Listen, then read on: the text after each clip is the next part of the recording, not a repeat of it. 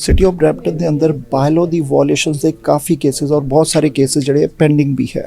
ਸੋ ਇਹਦੇ ਉੱਪਰ mayor brown ਔਰ ਉਹਨਾਂ ਦੀ ਟੀਮ ਨੇ ਅੱਜ ਅਨਾਉਂਸਮੈਂਟ ਕੀਤੀ ਹੈ ਕਿ ਬਹੁਤ ਜਲਦ ਜਿਹੜੀ ਬਾਇਲੋ ਇੰਪਲੀਮੈਂਟੇਸ਼ਨ ਦਾ ਰਿਵਿਊ ਕੀਤਾ ਜਾਊਗਾ। ਜਿਹੜੇ ਬਾਇਲੋ ਆਫਿਸਰਸ ਦੀ ਸ਼ਾਰਟੇਜ ਹੈ 34 ਬਾਇਲੋ ਆਫਿਸਰ ਦੀ ਸ਼ਾਰਟੇਜ ਦੱਸੀ ਗਈ ਹੈ, ਉਹਦੇ ਲਈ ਵੀ ਬਜਟ ਰੱਖਿਆ ਗਿਆ ਹੈ ਔਰ ਅਸੀਂ ਦੇਖਦੇ ਹਾਂ ਕੀ ਕਹਿਣਾ ਹੈ ਟੀਮ ਦਾ। ਔਰ ਜਿਹੜੇ ਵਾਇਓਲੇਸ਼ਨਸ ਹੈ ਉੱਥੇ ਜਿੱਥੇ ਸਿਟੀ ਦਾ ਔਰ ਬਾਇਲੋ ਦਾ ਫਰਜ਼ ਬਣਦਾ ਉੱਥੇ ਹੀ ਰੈਜ਼ੀਡੈਂਟਸ ਦਾ ਵੀ ਫਰਜ਼ ਬਣਦਾ ਕਿ ਆਪਣੀ ਸਿਟੀ ਨੂੰ ਨੀਟ ਐਂਡ ਕਲੀਨ ਰੱਖੀਏ, ਜਿਹੜੇ ਅਨਆਥੋਰਾਈਜ਼ਡ ਡਰਾਈਵੇ ਨਾ ਬਣਾਈਏ, ਪਾਰਕਿੰਗ ਦੀ ਵਾਇਓਲੇਸ਼ਨ ਨਾ ਕਰੀਏ, ਆਪਣਾ ਜਿਹੜਾ ਗ੍ਰਾਸ ਹੈ ਉਹਨੂੰ ਕਟਿੰਗ ਕਰੀਏ ਔਰ ਜਿਹੜੇ ਪਲਾਜ਼ੇਜ਼ ਹੈ ਉਹਨੂੰ ਸਾਫ਼ ਰੱਖਣਾ ਪ੍ਰੋਪਰਟੀ ਮੈਨੇਜਮੈਂਟ ਦਾ ਕੰਮ ਹੈ।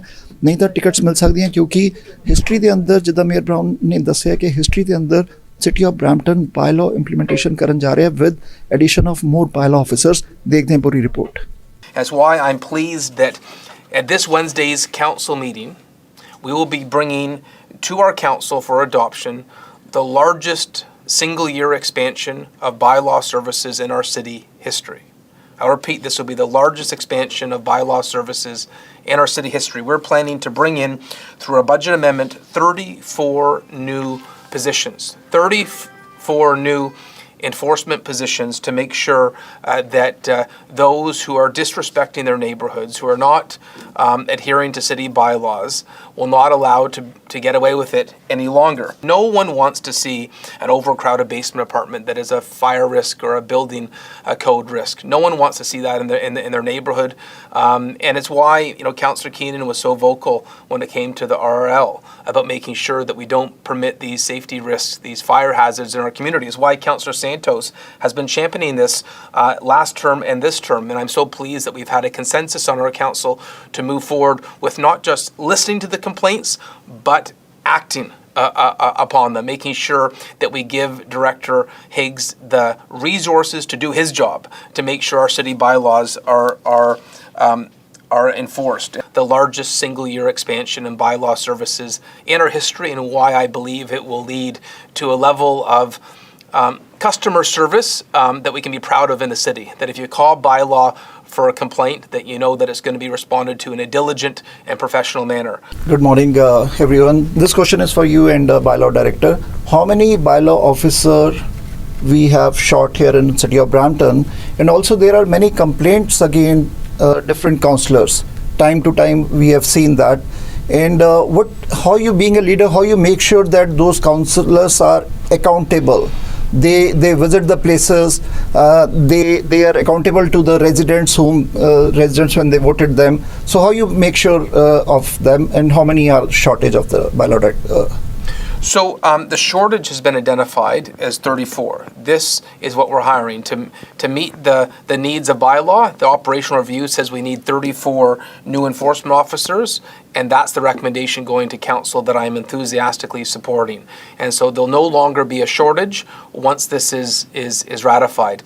This will give bylaw the muscle and the capacity to respond that we believe is so critical.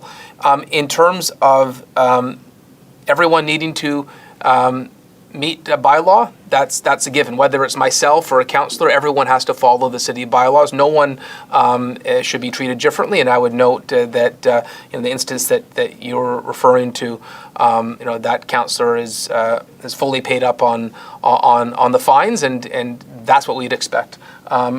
In terms of the shortage, maybe Director Higgs can speak to his feeling on how this is going to change his ability to respond. Thank you, Mr. Mayor. Certainly the shortage is a difficult number to get to. I would actually absolutely emphasize that the staffing is a very strong component of meeting the needs of bylaw, but in addition to that, we have to do a multifaceted approach of addressing our standard operating procedures. We need to look at how we can improve on efficiencies.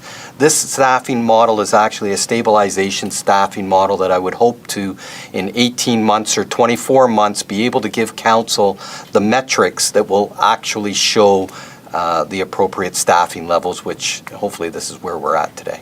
We know that there is a residential bylaw violations, then city act, when there is a commercial bylaw violations, and we are also working with bylaw director on some of the plazas. When we as a media got complaints and we bring forward to the city bylaw, and in almost 2 months How many visits in the plaza as a councillor, Mr. Kennan, you have done in that plaza? Is that in your knowledge? Because bylaw director is working personally into that issue, and so far we have not able to recognize about that parcel. Who owns that parcel? There are 11 units. But there is any single visit being a councillor because they are in your wards? So if I could just start, obviously we have to balance privacy rights at the same time. I know some of the complaints that you've made about that property. I believe the director of bylaw is taking them very seriously, and in sort of generic terms, he can speak to our requirements on compliance and in terms of when tickets are issued. What I would say, before Councillor Keenan speaks, just how refreshing it's been since he joined council. I felt that this was not being taken seriously. In wards 3 and 4 before, I've never seen such a motivation to amplify the reach of bylaw since he joined us at the council table, and it's so refreshing to have someone that is not prepared to turn a blind eye to our bylaws being ignored. And thank you for that, Councillor Keenan. Thank you, Mr. Mayor, and thank you for the question. So on that property, yes, I did make a drive-by yesterday to the one that you're referring to. And when it comes to commercial plazas in general, I said right when I walked in, I took the first approach to College Plaza, which internationally has been the worst plaza in the city of Brampton. And we've taken steps there, not only with bylaw, with Peel Regional Police, but we've also taken steps with the property owners to fix and address those issues, which were far exceeding the issues and the property that you're talking about. Once you did reach out to me via message in regards to the property, I instantly got onto the director of bylaw, who informed me that you were already in communication with them and the steps were already being taken with that property, and in time those issues will be addressed. And if the property owners don't address them, we as the city will come in and address them and just put the fine back on them. Thank you. Just a general statement. We absolutely work. The goal is to achieve compliance in all of these properties, and we'll work in a fair and measured approach to get there. As long as we have willing property owners to continually improve the property and drive towards compliance, then we'll work with them and make this a safer community for everyone.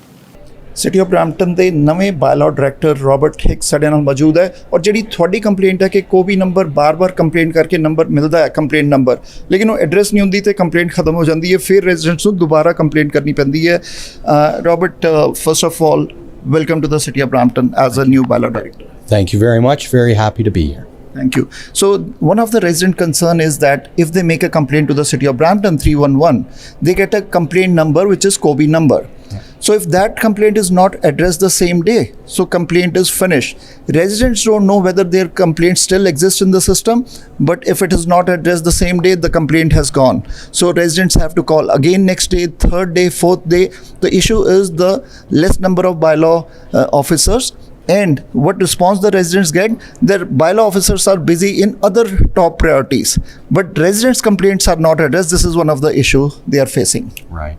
Just maybe as a matter of clarification, and certainly while we're very appreciative of the staffing that is being proposed, that's certainly one solution or one piece to the puzzle. But this definitely has to be a multifaceted approach where we need to look at all of our systems, get efficiencies, solidify our standard operating procedures, and address the issues that you're talking about. Just as a matter of clarification, I suspect that when you are suggesting that the Kobe number disappears, it's probably in relation to that specific call-in. The complaint still exists. But no, complaint doesn't exist because the system, the city of Brampton bylaw, they said the bylaw officers are busy in other priorities, so you have to make a complaint again next day. Okay.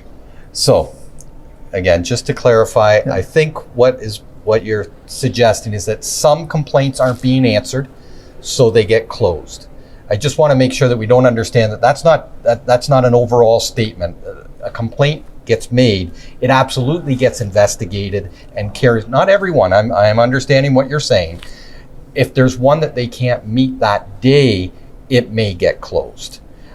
I agree that what we need to absolutely improve on is the communication chain between citizens and the actions of bylaw, and we're working towards that.